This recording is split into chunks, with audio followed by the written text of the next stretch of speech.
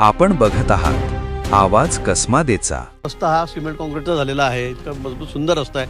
त्याच्या सेंटरला ही एवढी मोठी विहीर, म्हणजे मोठ्या डायमीटरची, छोटी नाही की त्यात 2-3 गाडी जाऊन बसतील, एवढ्या मोठ्या डायमीटरची विहीर ही आतापर्यंत राहिली कशी? आणि त्यामध्ये पाणी आहे भरपूर. त्याचा कठडासुद्धा अगदी फुटभरच वर आहे जमिनीपासून.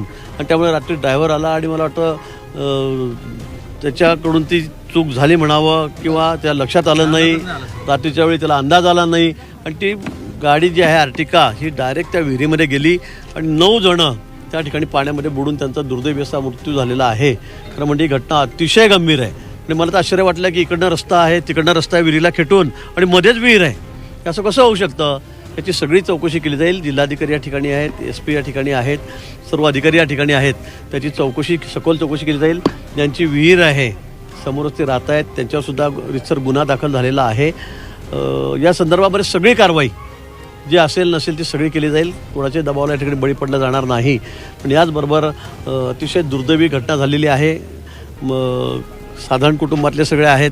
त्यामुळे मुख्यमंत्री महोदयांची मी आत्ताच आपल्यासमोर बोललेलो आहे आणि त्यांनी प्रत्येक जे कुटुंबीय आहेत, सगळे मृत आहेत, त्यांच्या नातेवाईकांना 5-5 लाख रुपये देण्याची घोषणा, मदत देण्याची घोषणा त्या ठिकाणी केलेली आहे.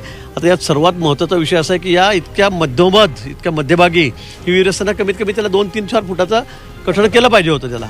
त्याला ते रिंग टाकलेले आहेत खाली, मजबूत आहे, पण त्या वरती करायला पाहिजे होत्या, पण त्या केलेल्याच नाहीत. जमिनीपासून फक्त 1 फूट 6 इंचावरच फक्त तेवढं आहे. ते कोणालाही दिसणार नाही रात्री आपल्याला नवीन माणूस आला तर.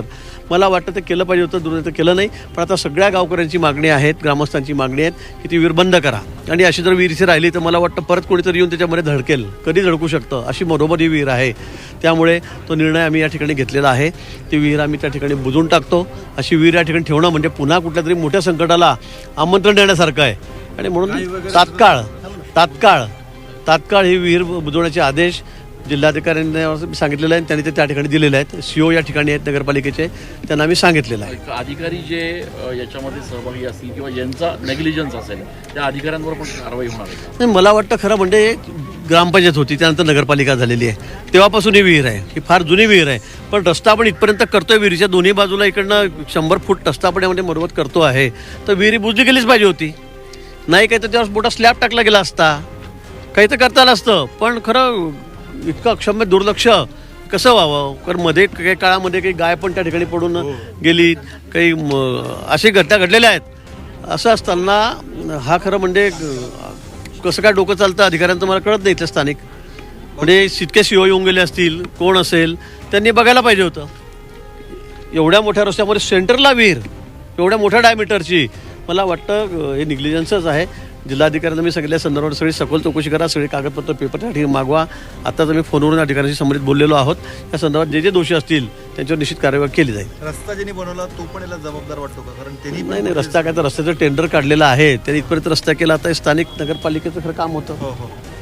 त्यांनी सांगायला विहीर बंद करा, त्याच्यावरून रस्ता करा म्हणून. आता जर इथे विहीर कोणी बंदच करत नसेल तर त्याचा काय दोष आहे त्याच्यामध्ये? मला असं वाटतं प्रथमदर्शनी. पण तरीही याची सखोल चौकशी त्या ठिकाणी होईल. जे दोषी असतील त्यांच्यावर कारवाई होईल. कारण 9 जण गेलेले आहेत. अगदी शाळेचे 10-12 वर्षाचे मुलं गेलेले आहेत. पूर्ण कुटुंब दोस्त झालेले आहेत 2. म्हणून मला वाटतं ही बाब अतिशय गंभीर आहे. माननीय मुख्यमंत्री महोदयांनी सुद्धा चौकशीचे आदेश दिलेले आहेत.